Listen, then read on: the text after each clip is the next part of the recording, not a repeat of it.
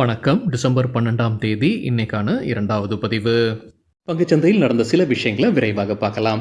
முக்கியமான தகவல், நான் செபி ரெஜிஸ்டர்ட் அட்வைசர் கிடையாது. நம்ம சேனல்ல இருந்து எப்போதுமே ஸ்டாக் ரெக்கமெண்டேஷன்ஸ் கிடையாது.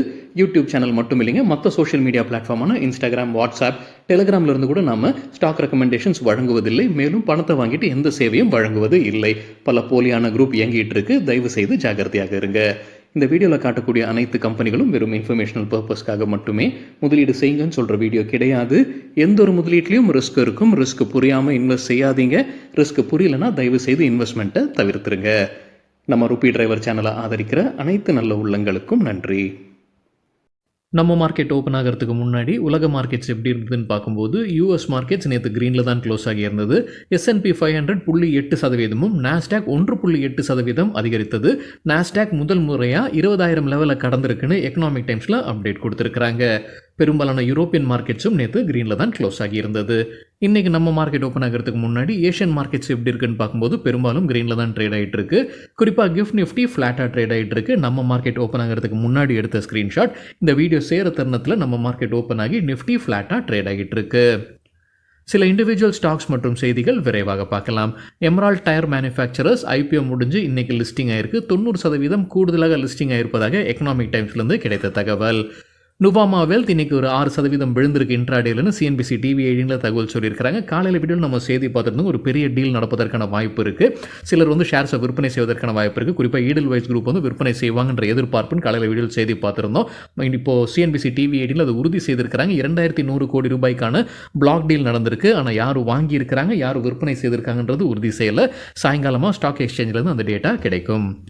மார்கன் ஸ்டான்லி ஸ்டீல் ஸ்டாக்ஸ்க்கு என்ன ரேட்டிங், என்ன டார்கெட் கொடுத்துருக்காங்க, மணி கண்ட்ரோல்லேருந்து கிடைத்தது. JSPLக்கு ஓவர் வெயிட் ரேட்டிங் கொடுத்துருக்காங்க. எதிர்பார்க்குற டார்கெட் ₹1,200.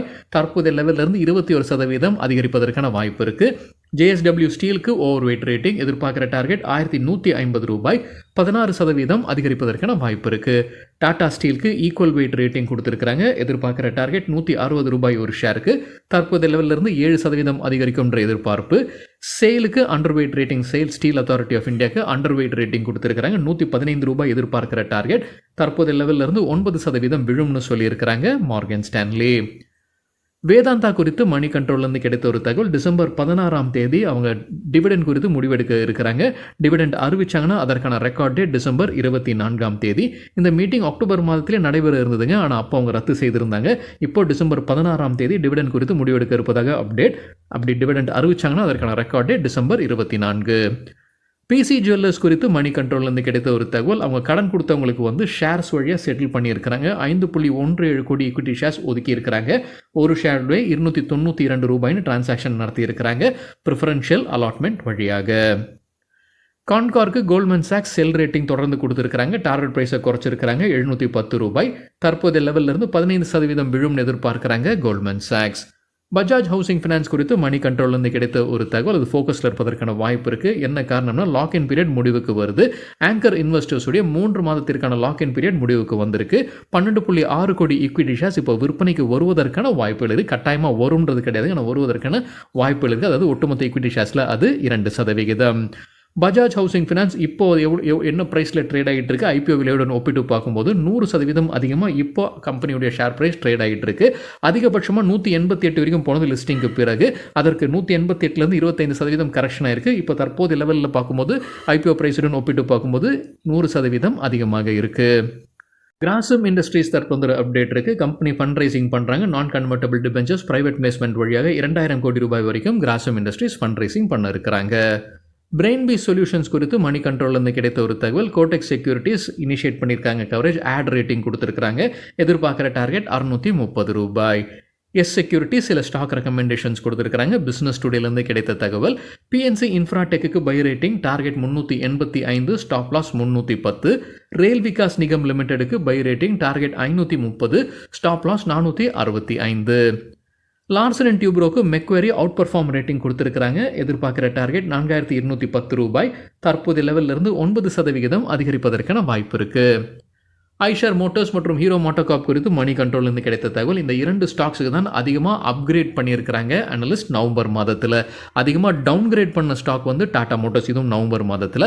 ஹீரோ மோட்டோகார்ப்பில் 27 அனலிஸ்ட் வந்து பை ரேட்டிங் கொடுத்துருக்காங்க, 7 பேர் ஹோல்டு ரேட்டிங், 8 பேர் செல் ரேட்டிங் கொடுத்துருக்காங்க.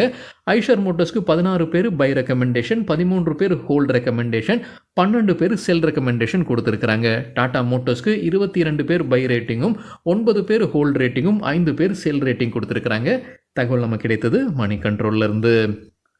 வெராண்டா லேர்னிங் சொல்யூஷன்ஸ் தற்போது அப்டேட் இருக்குது. கம்பெனி ஃபண்ட் ரைசிங் பண்ணுறாங்க. 250 கோடி ரூபாய் வரைக்கும் ப்ரிஃபரன்ஷியல் இஷ்யூ வழியாக வரப்போகிற பணத்தை வைத்துக்கொண்டு அவங்க முதலீடு செய்கிறதுக்கு ஒரு முடிவில் இருக்கிறாங்க. அதாவது வேறு கம்பெனியை வாங்குவதற்கான பிளானில் இருக்கிறாங்க.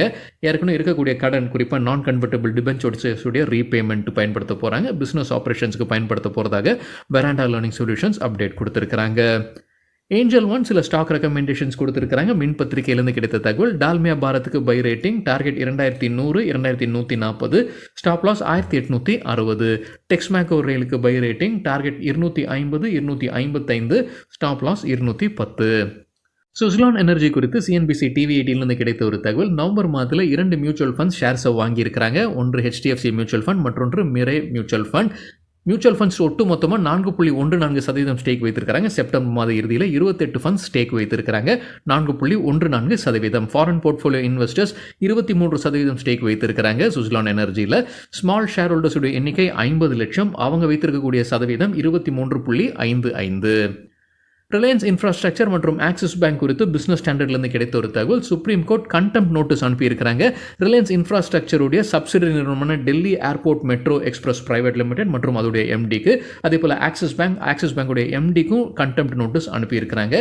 எதற்காக? ஏப்ரல் 10 ஒரு ஆர்டர் பாஸ் பண்ணியிருக்கிறாங்க. 4700 கோடி ரூபாய் ரீஃபண்ட் பண்ண சொல்லி டெல்லி மெட்ரோ ரயில் கார்பரேஷனுக்கு இந்த ரீஃபண்ட் பண்ணணும்னு ஆர்டர் பாஸ் பண்ணியிருந்தாங்க. அது செய்யாமல் விட்டுருக்காங்க. அதனால் கண்டெம்ட் நோட்டீஸ் அனுப்பியிருப்பதாக பிஸ்னஸ் ஸ்டாண்டர்ட்லேருந்து கிடைத்த தகவல். HSBC சில ரியல் எஸ்டேட் ஸ்டாக்ஸ்க்கு என்ன கொடுத்துருக்காங்க? காட்ரேஜ் ப்ராப்பர்ட்டிஸ், டிஎல்எஃப் மற்றும் சோபாக்கு தொடர்ந்து பை ரேட்டிங் கொடுத்துருக்காங்க. ஓபராய் ரியாலிட்டிக்கு ஹோல்டு ரேட்டிங் கொடுத்துருக்காங்க. சரிங்க, இதுதான் சில விஷயங்கள் என்னுடைய பார்வைக்கு எட்டியது. நன்றி, வணக்கம்.